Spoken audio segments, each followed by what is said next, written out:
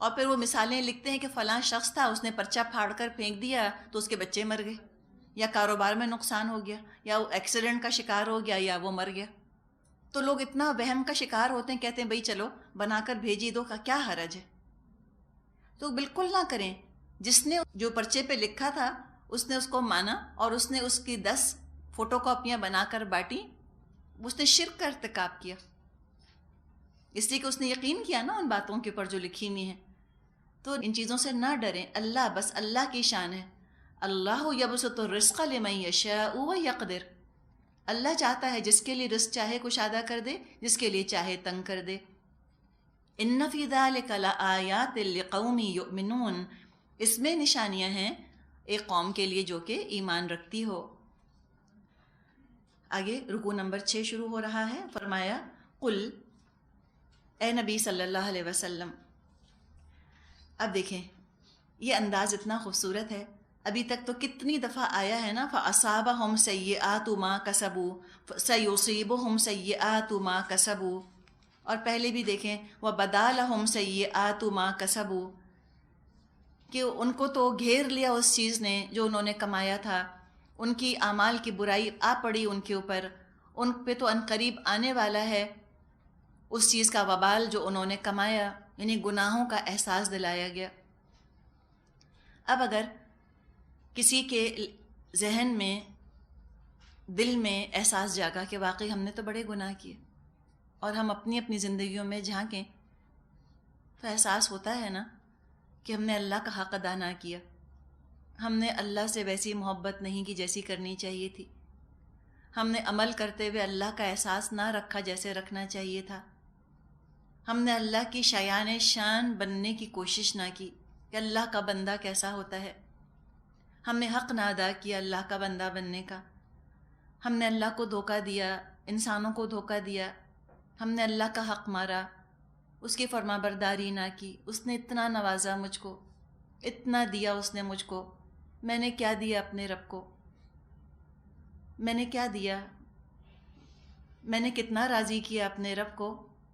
یہ احساس آتا ہے، افسوس پیدا ہوا، شرمندگی پیدا ہوئی، رونا آیا اپنے گناہوں پر، پچھتاوا کہ دوبارہ مجھے وہ موقع ملے، اب میں کبھی نہ کروں اس طرح کا کام، اللہ مجھ کو زندگی دے تو اب میں اپنے رب کو راضی کرنے کی کوشش کروں۔ تو جیسے انسان کا دل پلٹا، انسان کا دل بدلا، اللہ کا غصہ بھی فوراً دور ہو گیا، ایک دم لہجے میں شفقت، لہجے میں عنایت، اللہ کی محبت ہے جو کہ محسوس ہوتی ہے اس آیت میں۔ قل، اے نبی صلی اللہ علیہ وسلم کہہ دیجئے، یا عبادی الذین اسرفوا علی انفسہم، اے میرے وہ بندوں، کون سے بندوں؟ آمنو یا اتقوا، وہ بندے جو ایمان لائے، جنہوں نے تقوی اختیار کیا، کہ اللہ ان کو پکار رہا ہے؟ نہیں، اسرفوا علی انفسہم، اے میرے بندوں جنہوں نے کہ ظلم کیا اپنی جانوں کے اوپر، جو اسراف کا شکار رہے، جو گناہوں میں بڑھتے چلے گئے، ان کو پکارا جا رہا ہے، اور کتنے پیار سے، یا عبادی الذین، اے میرے بندو۔ اولاد کتنی بھی نافرمان ہو جائے، وہ اولاد تو رہتی ہے، ماں کا دھیان تو اٹکا رہتا ہے کہ کب میرا بچہ تائب ہو، کب اس کو احساس ہو اور میں اس کو سینے سے لگا لوں۔ بچے کو ڈانٹ کے جتنی ماں بے چین رہتی ہے، شاید بچہ خود بھی اتنا بے چین نہ رہتا ہو۔ کبھی بچوں سے اگر آپ نے بات چیت بند کی ہو ناراض ہو کر، خود انسان لگتا ہے کہ توے کے اوپر جیسے جو ہے نا سک رہا ہے، جیسے کانٹوں پہ لیٹا ہے، اتنی اذیت ہوتی ہے، ہر چیز کا مزہ ختم ہو جاتا ہے۔ تو اللہ تو 70 ماؤں سے زیادہ محبت کرتا ہے ہم سے۔ جب اللہ ناراض ہوتا ہے دنیا میں ہم سے، ہماری نافرمانیوں، گناہوں اور بدتمیزیوں کی وجہ سے، اللہ راضی نہیں ہے کہ اللہ ہم سے ناراض رہے۔ اللہ یہ چاہتا ہے کہ اللہ ہم سے راضی ہو جائے۔ وہ تو بہانہ ڈھونڈتا ہے، وہ تو موقع ڈھونڈتا ہے کہ کوئی بندہ اس کو موقع دے تو اللہ اس کو اپنے دامن رحمت میں پناہ دے دے۔ اللہ تو منتظر ہوتا ہے کہ بندہ میری طرف ایک قدم تو اٹھائے، اللہ 10 قدم اٹھاتا ہے۔ بندہ بالشت بھر بڑھتا ہے تو اللہ ہاتھ بھر بڑھتا ہے۔ بندہ چلنا شروع کرتا ہے اللہ کی طرف تو اللہ دوڑتا ہے اللہ بندے کی طرف۔ اتنا خوش ہوتا ہے اللہ جب وہ یہ دیکھتا ہے کہ میرا بندہ تائب ہو رہا ہے، شرمندہ ہو رہا ہے۔ اس کو احساس ہے کہ اس نے گناہ کیا، اس نے زیادتی کی. یا عبادی، یا اے میرے وہ بندے، اے میرے بندے. کتنی اپنائیت اور قربت اور پیار ہے. کیا فکر ہے تمہیں؟ اللہ فرماتا ہے جیسے لگ رہا ہے نا کہ تم کیوں فکر مند ہوتے ہو، تم کیوں غمگین ہوتے ہو، میں نے معاف کر دیا تم کو، فکر نہیں کرو. تم نے اسراف کیا، تم نے زیادتی کی، تمہیں احساس ہو گیا، کوئی بات نہیں. لا تقنطوا من رحمت اللہ، اللہ کی رحمت سے تم مایوس مت ہونا. اتنی مہربانی ہے اللہ کی. انسان سوچتا ہے کتنے گناہ کیے میں نے، اتنا بوجھ ہے، اتنی شرمندگی کہ آنکھ ملا کر بات کرنے کی ہمت نہیں اللہ سے. اللہ سے ملنے کی امید ختم ہو رہی ہے کہ اللہ تو مجھ جیسے کی شکل نہیں دیکھنا چاہے گا، اللہ تو مجھ سے کلام نہیں کرنا چاہے گا قیامت کے دن. تو کہیں یہ نہ ہو کہ یہ شرمندگی بڑھ کر مایوسی تک پہنچ جائے اور کوئی یہ اس غلط فہمی کا شکار ہو جائے کہ اب تو میں اللہ تک پہنچنے کے قابل نہیں رہا، اب تو اللہ مجھ کو بخشے گا ہی نہیں. تو اللہ کی رحمت سے یہ مایوسی ہو سکتا ہے اس کو اور گناہوں میں دھکیل دے، اور وہ سوچے کہ اللہ تو مجھے اب معاف ہی نہیں کرے گا، تو ٹھیک ہے اب میں گناہ کرتا رہوں. فرمایا نہیں، لا تقنطوا من رحمت اللہ، تم اللہ کی رحمت سے مایوس مت ہونا، کبھی مایوس مت ہونا. ان اللہ یغفر الذنوب جمیعا، اللہ تمہارے سارے گناہ بخش دے گا. تم معافی مانگنے والے تو بنو، تم رب کو راضی کرنے کا تو سوچو. اگر 80 سال بھی تم نے گناہوں میں گزار دیے اور تمہارے پاس ابھی 80 سیکنڈ بھی بچے ہیں زندگی کے، تب بھی اللہ تمہارے 80 سال کے گناہ بخش دے گا، اس لیے کہ تم نے موت سے پہلے تم نے مغفرت تو مانگ لی، تم نے استغفار تو کر لیا. اللہ کی تو شان ہے، انہو هو الغفور الرحیم، بے شک وہ تو بہت بخشنے والا، بہت رحم فرمانے والا ہے. وہ تو منتظر ہے، وہ تو چاہتا ہے تمہیں بخشے، وہ تو بہانے ڈھونڈتا ہے. کانٹا بھی تمہیں چبھتا ہے تو اللہ تمہارا گناہ بخش دیتا ہے. تمہیں بخار بھی آتا ہے، تمہارے گناہ جھاڑ دیتا ہے. کوئی تمہاری چیز کھو جاتی ہے، تم ایک جیب سے دوسری جیب میں ڈھونڈتے ہو تو اللہ تمہارا گناہ بخش دیتا ہے کوئی نہ کوئی. اتنا مہربان رب، اتنا پیار کرنے والا، اتنا عطا کرنے والا، ایسا وہاب، ایسا ودود، ایسا غفار، ایسا رحیم. تم آؤ تو تم اس کے دامن سے لپٹ کر تو دیکھو، تم اللہ اللہ کہہ کے تو دیکھو. کیسے ہو سکتا ہے دھتکار دے؟ کیسے ہو سکتا ہے تم کو دھکا دے دے؟ تم اس کے در سے جا کے لپٹو گے، دروازہ بند کر دے گا تمہارے منہ کے اوپر؟ کبھی بھی نہیں. کھلا دروازہ ہے اس کی رحمت کا. کھلے دروازے چھوڑ کے تم بند دروازوں کو کھٹکھٹاتے رہتے ہو. بادشاہ تم پر کرم کرنے کے لیے تیار ہے، تم فقیروں سے لپٹتے ہو جا کر. کیوں تم اپنا ناز کرتے ہو اس طرح سے؟ آؤ اللہ کی طرف آؤ. ہرگز اللہ کی رحمت سے تم مایوس نہ ہونا. کبھی یہ مت سوچنا کہ میں اتنا گناہ گار ہوں، اب اللہ مجھ کو نہیں بخشے گا. ضرور بخشے گا. ان اللہ یغفر الذنوب جمیعا، سارے گناہ بخش دے گا تمہارے، سب کے سب، ساری خطائیں تمہاری معاف کر دے گا. حدیث میں مضمون آتا ہے کہ انسان سمندر کے جھاگ کے برابر گناہ لے کر ملے گا اللہ سے، اللہ اس سے زیادہ رحمت لے کر اس سے ملے گا. اتنی اللہ کی رحمت ہے. تمہارے گناہ کیا حیثیت رکھتے ہیں اللہ کی رحمت کے سامنے؟ کچھ بھی نہیں.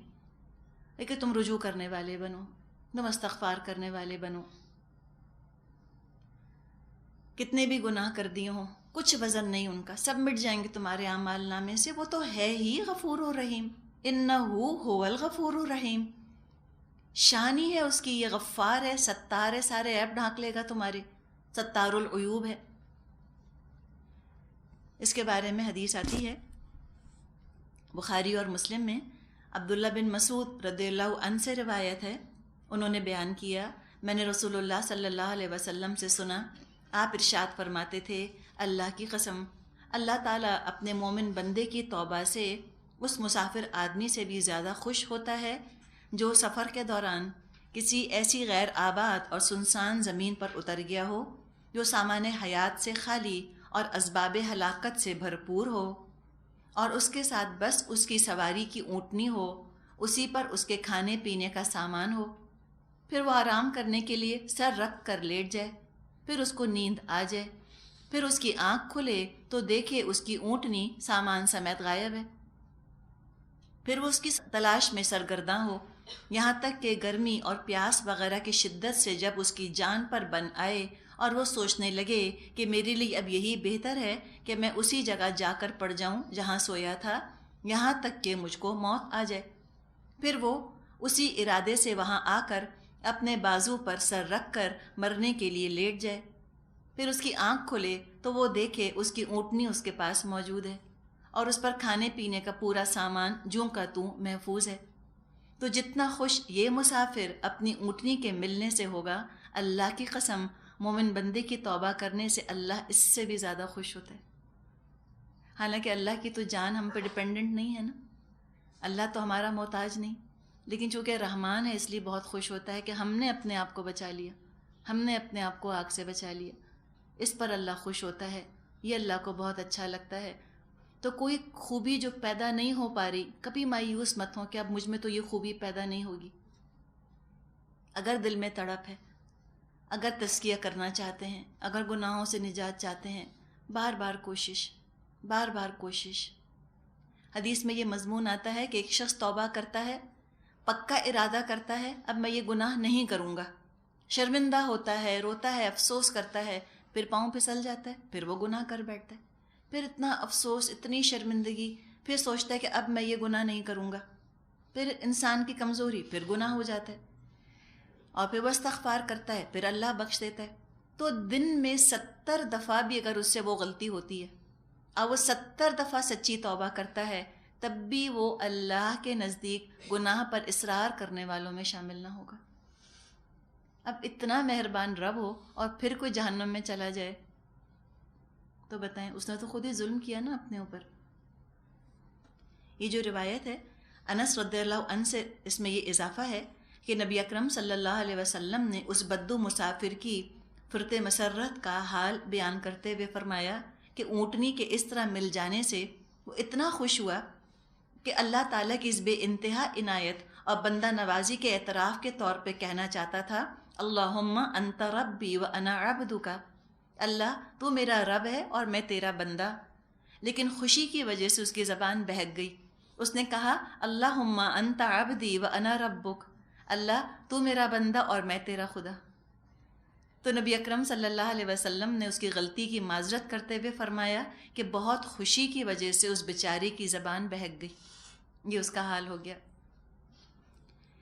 ایک اور اس میں ایک اسی طرح ایک واقعہ آتا ہے، احادیث میں مضمون یہ ہے کہ جو آخری شخص جو جہنم سے نکلے گا نا، اللہ تعالیٰ اس کو نکالے گا۔ اب وہ پہلے تو بہت پکارے گا اللہ کو کہ اللہ مجھے بچا لے، اللہ مجھے بچا لے، دوزخ کی گہرائیوں میں پکارتا رہے گا، اللہ اللہ کرتا رہے گا، تو اس کو نکال لیا جائے گا۔ وہ کہے گا بس اللہ اتنا کر کے مجھ کو نکال لے یہاں سے۔ اللہ تعالیٰ پوچھے گا اسے کہ تو اس کے علاوہ کچھ اور تو نہ مانگے گا؟ وہ کہے گا نہیں، کچھ نہیں مانگوں گا اللہ، بس اس عذاب سے نجات دے دے۔ اس کو دوزخ سے نکال لیا جائے گا، دوزخ کے کنارے پر اس کو بٹھا دیا جائے گا، کچھ دیر اس حالت میں رہے گا جب تک اللہ چاہے گا۔ پھر وہ کہے گا اللہ سے کہ اللہ اتنی گرمی آ رہی ہے دوزخ کی، ذرا سا مجھ کو دور کر دے یہاں سے۔ اللہ اس کو یاد دلائے گا کہ تو نے کہا نہ تھا کہ تو کچھ اور نہ مانگے گا، کہے گا اللہ اس کے بعد کچھ نہیں مانگوں گا، بس ذرا اس سے دور کر دے مجھے۔ اس کو دوزخ سے دور کر دیا جائے گا، کچھ دیر اسی حالت میں رہے گا جب تک اللہ چاہے گا۔ پھر کہے گا اللہ ذرا میرا منہ جنت کی طرف تو کر دے۔ اللہ کہے گا تو نے کہا نہ تھا کہ تو کچھ نہ مانگے گا؟ وہ کہے گا اللہ بس اس کے بعد کچھ نہیں مانگوں گا۔ جب جنت کی طرف اس کا منہ ہوگا تو جنت کو دیکھے گا، بہت اچھی لگے گی، اسی حال میں بیٹھا رہے گا جب تک اللہ چاہے گا۔ پھر وہ کہے گا کہ اللہ اس جنت میں مجھ کو ڈال دے، تو اللہ تعالیٰ کہے گا کہ تو نے کہا تھا تو کچھ نہ مانگے گا، کہے گا اللہ اس کے بعد کچھ نہیں مانگوں گا۔ تو اللہ تعالیٰ اسے فرمائے گا کہ جا داخل ہو جا، جنت کے پاس آئے گا، کہے گا جنت تو بھری ہوئی ہے، جگہ ہی نہیں۔ اللہ تعالیٰ فرمائے گا کہ تیرے لیے جنت میں جگہ ہے، بلکہ جو تیری دنیا تھی اس جیسی 10 دنیا کے برابر اس میں جگہ ہے۔ کہے گا اللہ تو مجھ سے مذاق کرتا ہے۔ یہ کہہ کے نبی اکرم صلی اللہ علیہ وسلم مسکرائے، اور آپ نے فرمایا کہ پھر اس کی یہ بات سن کے اللہ ہنسے گا، اللہ مسکرائے گا، اللہ کہے گا تو داخل تو ہو، تیرے لیے بہت جگہ ہے اس میں۔ تو یہ اللہ کی شان غفاری ہے نا، بس اللہ کا دامن نہیں چھوڑنا ہمیں۔ اگر ہم نے اللہ کو ناراض بھی کر دیا ہے تو پھر لپٹنا اللہ ہی سے ہے، فَفِرُّوا إِلَى اللَّهِ، تو بس تم دوڑو اللہ کی طرف۔ اللہ کے دامن کو مت چھوڑیں، بس اللہ اللہ کرتے رہیں۔ حقیقت ہے کہ ہم ہر سانس سے بھی اللہ کا نام لے تو ہم نے اللہ کا حق ادا نہ کیا، سچی بات ہے۔ قیامت کے دن بڑے سے بڑے عبادت گزاروں کو لگے گا کہ ہماری عبادت ہیچ ہے، کسی قابل نہیں۔ سوچیں نا، اپنے سر کی آنکھوں سے ہم جب اللہ کو دیکھیں گے، اللہ کا مقام دیکھیں گے، جب نبی اکرم صلی اللہ علیہ وسلم کھڑے ہوں گے، ہم ان کو شرمندہ کرنا چاہیں گے؟ علامہ اقبال نے کہا ہے کہ ہاں میں جانتا ہوں کہ میرے اعمال نامہ پیش ہوگا قیامت کے دن، لیکن میں چاہتا ہوں کہ اللہ کے رسول کے سامنے پیش نہ ہو، ان کو نہ شرمندہ کروں۔ تو ہم ان کی امت ہیں، اپنے رسول کی۔ کتنی آپ نے محنت کی ہے ہمارے لیے، کیسے آپ نے ہمارا تزکیہ کرنا چاہا ہے، اور پھر ہم اپنا یہ حال کر لیں کہ اسفل سافلین ہو جائیں، معمولی معمولی چیزوں کے لیے ہم اپنا دین بیچ دیں۔ تو اللہ تعالیٰ سے بہت دعا کرنی چاہیے اس کی رحمت کی۔ جو ہمارا نفس لگا ہوا ہے، اس کے شر سے اللہ ہم کو نجات دے دے، شیطان کے حملوں سے اللہ تعالیٰ ہمیں بچائے، اور اللہ تعالیٰ توفیق دے کہ جو اتنے خوبصورت اللہ تعالیٰ نے ہمارے لیے رول ماڈلز رکھے ہیں، اسوہ اور نمونہ اللہ نے بنایا ہے، نبیوں کو، رسولوں کو، صحابہ کو، صحابیات کو اور ازواج کو، تو کیوں نہ ہم ان جیسے عمل کریں۔ تو اس کے لیے فرمایا کہ اب کیا کرو، وَأَنِيبُوا إِلَىٰ رَبِّكُمْ، پلٹ آؤ اپنے رب کی طرف۔ دروازہ بند نہیں ہے اللہ کا، 24 گھنٹے 24/7 مسلسل اللہ کا دروازہ کھلا ہے۔ انیبو انیبو، لوٹو لوٹو، پلٹو، چھوڑ دو گناہوں کو، چلو فرما بردار ہو جاؤ، وَأَسْلِمُوا لَهُ، اور اس کے فرما بردار ہو جاؤ۔ من قبل ان یأتیکم العذاب ثم لا تنصرون، پھر آپ دیکھیں، اب ایک دم پھر مزاج بدلا ہے۔ اللہ کی شان ہے نا، ذو انتقام بھی ہے، قہار بھی ہے، رحمان بھی ہے، رحیم بھی ہے، بیک وقت اکٹھا۔ ہمارا حال یہ ہے، ہم جب خوش ہوتے ہیں تو بس صرف خوش ہوتے ہیں، اتنا خوش ہوتے ہیں کہ جو خطا کر رہا ہوتا ہے ہم اس کو بھی درگزر کر دیتے ہیں۔ ایک وقت میں ایک ہی کیفیت ہم پہ طاری ہوتی ہے نا، خوش ہیں تو بس خوش ہیں، ناراض ہوتے ہیں اتنا ناراض ہوتے ہیں، کوئی اچھا کام کر رہا ہوتا ہے اس کو بھی ڈانٹ دیتے ہیں، دھتکار دیتے ہیں۔ لیکن اللہ میں مخلوق والی کمزوریاں نہیں، اللہ بیک وقت رحمان، بیک وقت قہار، بیک وقت رحیم اور بیک وقت ذو انتقام ہے، اکٹھی اس کی شانیں ہیں، باری باری اس کی شانیں جلوہ گر نہیں ہوتی۔ یہ انسانوں کی کمزوری ہے، اللہ پاک ہے کمزوریوں سے۔ تو ابھی محبت تھی، عنایت تھی، پھر فوراً ہوشیار کر دیا گیا، اس سے پہلے کہ عذاب آ جائے تم اللہ کی فرما برداری اختیار کرو، اس سے پہلے کہ تم پر عذاب آ جائے، پھر کہیں سے تم کو مدد نہ مل سکے۔ یعنی ابھی تم دنیا میں ہو، تمہارے سانس آ جا رہا ہے، ابھی اللہ کی رحمت سمیٹنے کا ہے موقع، ابھی دروازہ کھلا ہے اللہ کی رحمت کا۔ ایک دفعہ تمہاری سانس کی آوت جاوت بند ہو گئی، سانس تمہارا رک گیا، بس پھر تم قیامت کے دن اللہ کو پکارتے رہنا، کچھ نہیں تمہاری بات سنی جائے گی، کہہ دیا جائے گا اخسؤوا فیہا، پڑے رہو اس کے اندر، فلا تکلمونی، اللہ کہے گا مت بات کرو مجھ سے، دھتکار دیے جاؤ گے اس وقت۔ آج اب اللہ پکار رہا ہے، آج تو موقع سے فائدہ اٹھاؤ، یہ مہلت سانس تک ہے۔ ان اللہ یقبل توبۃ العبد ما لم یغرغر، اللہ بندے کی توبہ قبول فرماتا ہے جب تک اس کے گلے میں موت کا گھنگرو نہ بول جائے۔ ابھی موت نہیں آئی ہے ہماری، اس سے پہلے لوٹ جاؤ اللہ کی طرف، موت کے بعد مہلت گئی۔ کیا کرو؟ وَاتَّبِعُوا أَحْسَنَ مَا أُنزِلَ إِلَيْكُم مِّن رَّبِّكُم مِّن قَبْلِ أَن يَأْتِيَكُمُ الْعَذَابُ بَغْتَةً وَأَنتُمْ لَا تَشْعُرُونَ، اور پیروی اختیار کرو اپنے رب کی بھیجی ہوئی کتاب کے بہترین پہلو کی، قبل اس کے کہ تم پر اچانک عذاب آئے اور تم کو خبر بھی نہ ہو۔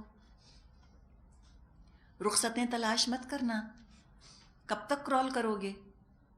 کبھی تو کھڑے بھی ہوگے یا نہیں؟ کبھی تو احسان کے درجے تک پہنچو گے یا نہیں؟ تو احسن چیز کی، بہتر چیز کی تم پیروی کرو، تم بڑھو اپنے رب کی طرف، رخصتیں تلاش نہ کرو، عزیمت کے راستے تلاش کرو۔ اس سے پہلے کہ اللہ کا عذاب اچانک آ جائے، ابھی تو مغفرت کا دروازہ کھلا ہے، اللہ کی رحمت سے تم مایوس مت ہونا۔ ورنہ اگر اللہ کی رحمت سے انسان مایوس ہو جائے تو پھر وہ احسن کیا، وہ تو رخصت بھی چھوڑ دے، وہ تو گناہوں میں پڑ جائے. جیسے دنیا میں کوئی شخص ہے، زہر کھا لیا اس نے، اب زہر اس نے کھا لیا، اب کچھ ہو نہیں سکتا، اب تو مرنا ہی مرنا ہے. اب اگر ہم گناہوں کو زہر کی طرح سمجھنے لگ جائیں کہ اب تو گناہ ہو گیا، اب کیا ہو سکتا ہے، اب تو انجام بھگتنا ہی بھگتنا ہے، جہنم میں جانا ہی جانا ہے، تو انسان پریشان ہو جائے. بعض لوگ یہ سمجھتے ہیں کہ صغیرہ گناہ وہ ہوتے ہیں جو کہ اللہ بخش دے گا، اور کبیرہ گناہ وہ ہوتے ہیں جن کو اللہ نہیں بخشے گا. دیکھیں اللہ کی رحمت سے مایوسی والی بات ہے نا. اللہ بخشے گا، کبیرہ بھی بخش دے گا، صغیرہ بھی بخش دے گا. تم اپنے آپ کو درست تو کرو، استغفار کرو، پھر اپنی اصلاح کرو، زندگی کا طور طریقہ بدلو، ذرا دل پکڑو، دل تھامو، ذرا مضبوط کرو اپنے آپ کو. لوگوں سے مت ڈرو، اللہ سے تم ڈرو. اور اس کا طریقہ یہ ہے کہ بہترین پہلو کی تم پیروی کرو. اب دیکھیں ہوتا کیا ہے کہ بعض دفعہ انسان جب دین کے راستے پہ چلنا شروع کرتا ہے نا، تو دین کا راستہ کیسا ہے؟ یہ جو صراط مستقیم ہے نا، صراط مستقیم کو آپ ایک چڑھائی کی طرح سمجھیے. بلندی کی طرف جاتا ہے تو انسان چڑھائی کی طرف ہوتا ہے نا، چڑھ رہا ہوتا ہے. اب یہ اگر اس کو آپ ذہن میں رکھیں، اس میں اگر کوئی شخص چڑھ رہا ہے ایسے سلوپ کے اوپر، اس میں اندیشہ اور خدشہ یہ ہوتا ہے کہ اگر وہ آگے نہیں بڑھے گا تو وہ پیچھے پھسلے گا. بعض دفعہ انسان جب دین کے راستے کا سفر شروع کرتا ہے تو یہ ایسے سلوپس آتے ہیں، پوزیشن ایسی ہوتی ہے، ایسی پریکیریس پوزیشن ہو جاتی ہے، ایسی نازک کہ انسان کے پاس دو چوائسز ہوتی ہیں، یا آگے بڑھے یا پیچھے کھڈے میں گرے، تیسری کوئی چوائس نہیں ہوتی. تو مجبوراً انسان کو جو ہے وہ احسان کا درجہ اختیار کرنا پڑ جاتا ہے. اگر احسان کا درجہ اختیار نہیں کرے گا تو نیچے گناہوں کے گڑھے میں گرے گا، ایک جگہ نہیں رہ سکتا. اس سلوپ کے اوپر، اس 45 ڈگری کے اینگل کے اوپر کوئی ایک مقام پہ نہیں رہ سکتا. اگر وہ ایک جگہ کھڑا رہے گا ضرور قدم پھسلیں گے. اگر قدموں کو پھسلنے سے بچانا ہے تو بہتر ہے کہ انسان آگے کی طرف چلتا رہے. اور حدیث میں یہ مضمون آتا ہے کہ وہ شخص ہلاک ہو گیا جس کا کل اس کی آج سے بہتر نہ ہو. اور یہ آج اور کل کس معنوں میں آیا ہے؟ حال اور مستقبل کے معنوں میں. مستقبل یقیناً بہتر ہونا چاہیے، اور اس کے لیے ہم کسی اور سے اپنا مقابلہ نہ کریں، اپنے آپ سے ہی اپنا مقابلہ کریں. یہ سوچ لیں کہ پچھلے سال 2006 مارچ میں کیسی تھی. اب ایک سال گزر گیا ہے، 2007 مارچ آ گیا، اب اس میں کیسی ہوں؟ اگر بہتری ہوئی ہے الحمدللہ. اب انسان یہ سوچے کہ اللہ کرے اگر میں زندہ رہی تو 2007 مارچ میں اللہ کرے میں اس سے بہتر ہوں جو کہ میں آج ہوں. تو یہ انسان اس طرح جب ٹارگٹس بناتا ہے تو انشاءاللہ تعالی ہمت اس کی نہیں ٹوٹتی، مایوسی نہیں آتی، کر سکتا ہے. تھوڑا تھوڑا کر کے کرتا رہے، معمولی کام کرتا رہے. کوئی بڑے بڑے پہاڑ ڈھونے کی ضرورت نہیں ہے. چھوٹی چھوٹی چیزیں کہ میں غیبت کرتی تھی اب میں نے چھوڑ دی، پہلے جھوٹ بولتی تھی چھوڑ دیا، دھوکہ دیتی تھی چھوڑ دیا، یہ بھی تو بہتری ہے. نماز کی کیفیت پہ فرق پڑے گا، حال حلیے کے اوپر، مزاج کی نرمی، غصے پر قابو، غیر شعوری شرک سے نجات پا لینا، سب چیزیں بہتری ہیں، سب چیزیں بہتری کی طرف لے کر جانے والی ہیں. اب پھر وارن کیا جا رہا ہے کہ دیکھو وہ قیامت آنے والی ہے. ان تقول نفس یا حسرتا علی ما فرطت فی جنب اللہ وان کنت لمن الساخرین. کہیں ایسا نہ ہو کہ بعد میں کوئی شخص کہے افسوس میری اس تقصیر پر جو میں اللہ کی جناب میں کرتا رہا، بلکہ میں تو الٹا مذاق اڑانے والوں میں شامل تھا. یہ بھی اللہ وارن کر رہا ہے. کیا اللہ کا رحم ہے. آپ دیکھیے اگر ہمارا کوئی مذاق اڑائے ہم تو چاہیں کہ اس پر پڑے مصیبت آ کر، تاکہ مزہ چکھے اپنے مذاق کا، یہ آئے اس کے اوپر کوئی مشکل، آئے اس پر کوئی مصیبت، اچھا سزا ملے اس کو. اور جب کوئی شخص جو ہم سے دشمنی رکھتا ہے یا ہمارا مذاق اڑاتا ہے یا ہماری بے عزتی کرتا ہے، اس پر اگر کوئی مشکل مصیبت آ کر پڑتی ہے تو کیا پتہ کسی کو خوشی ہو کہ اچھا ہوا، مجھے تنگ کرتا تھا نا، میری بے عزتی کرتا تھا، اب کیسی مصیبت آئی۔ لیکن اللہ کیا رحمان ہے، اللہ کا مذاق جو اڑا رہا ہے، اللہ اس کو وارن کر رہا ہے کہ دیکھو سدھر جاؤ، ایسا نہ ہو کہ تم کہیں عذاب میں پڑ جاؤ اور تمہیں افسوس ہو کہ میں تو مذاق اڑانے والوں میں شامل رہا، میں تو اللہ رسول کی باتوں کو ٹھٹے میں اڑا دیا کرتا تھا۔ اللہ رسول کے بارے میں کوئی چیز یاد آتی تھی تو لطیفے، smart one liners, smart Alex بنے رہتے تھے اللہ کے بارے میں۔ تو یہ نہ ہو کہ تم افسوس کرو کہ ہے کتنی کوتاہی ہو گئی مجھ پر اللہ کی جناب میں، اللہ کا حق ادا نہ کیا، میں تو بس الٹا ہنسنے والوں ہی میں شامل رہا۔ او تقول لو ان اللہ ہدانی لکنت من المتقین، یا یہ کہے کاش اللہ نے مجھ کو ہدایت بخشی ہوتی تو میں بھی متقیوں میں سے ہوتا۔ تو دیکھو کتاب آ گئی ہے یہ اللہ کی، ہدی للمتقین، ہدایت ہے متقیوں کے لیے۔ تو یہ افسوس نہ ہو کہیں اے کافروں تمہیں پچھتاوا نہ ہو، جب یہ اللہ کا کرم ہے کافروں پر اور مشرکوں پر کہ اللہ ان کو بھی چاہتا ہے کہ ہدایت مل جائے، تو مومنوں پر تو اللہ کو کتنا پیار آتا ہوگا۔ تو اس سے زیادہ فخر کس بات پہ کرے انسان کہ میں مومن ہوں، میں اللہ کا بندہ ہوں واقعی، یا کوشش کرتا ہوں، میں کوشش کرتی ہوں اللہ کا بندہ بننے کی۔ ان کو بھی کہا جا رہا ہے کہ دیکھو کہیں پچھتانا مت مذاق اڑاؤ، چھوڑو کفر اپنا، تم فائدہ اٹھاؤ اس کتاب سے، یہ ہدی للمتقین ہے۔ او تقول حین تری العذاب لو ان لی کرۃ فاکون من المحسنین، یا عذاب دیکھ کر کہے کاش مجھے ایک اور موقع مل جائے اور میں نیک عمل کرنے والوں میں شامل ہو جاؤں۔ تو دیکھو کہیں تمہیں پچھتاوا نہ ہو، جہنم کو دیکھ کر کہیں نہ پچھتاؤ تم کہ ہے ہمیں پتا ہوتا تو ہم محسن ہوتے۔ اب محسن بن جاؤ اس وقت، ابھی مہلت ہے، ابھی تم دوزخ سے بچ سکتے ہو، جنت کے اعلیٰ درجے حاصل کر سکتے ہو۔ لیکن جب قیامت کے دن لوگ پچھتائیں گے تو اللہ کو رحم نہ آئے گا، تب اللہ کرم نہ کرے گا، تب اللہ نہیں بخشے گا۔ کہہ دیا جائے گا اس دن بلا قد جاءتک آیاتی فکذبت بها واستکبرت وکنت من الکافرین ویوم القیامت تری الذین کذبوا علی اللہ وجوہہم مسودہ الیس فی جہنم مثوی للمتکبرین۔ اس وقت تو جواب ملے گا کیوں نہیں، میری آیات تیرے پاس آ چکی تھیں، پھر تو نے ان کو جھٹلا دیا اور تکبر کیا اور تو کافروں میں سے تھا۔ آج جن لوگوں نے اللہ پر جھوٹ باندھے ہیں، قیامت کے روز تم دیکھو گے ان کے منہ کالے ہوں گے۔ کیا جہنم میں متکبروں کے لیے کافی جگہ نہیں؟ سوال پوچھا گیا ہے، کیوں نہیں؟ بہت جگہ ہے جہنم میں کافروں کے لیے۔ جب اس طرح سے انسان جہنم کا حال پڑھتا ہے قرآن میں، تو اگر ہم یہ سوچ لیں کہ ہاں واقعی جیسے کہ ہم قیامت میں پہنچ گئے، جہنم دیکھ لی اور اللہ نے پھر مہلت ہمیں دے دی، اب واپس ہم دنیا میں آ گئے، اب تو سدھر جائیں، اب تو بہتر ہو جائیں۔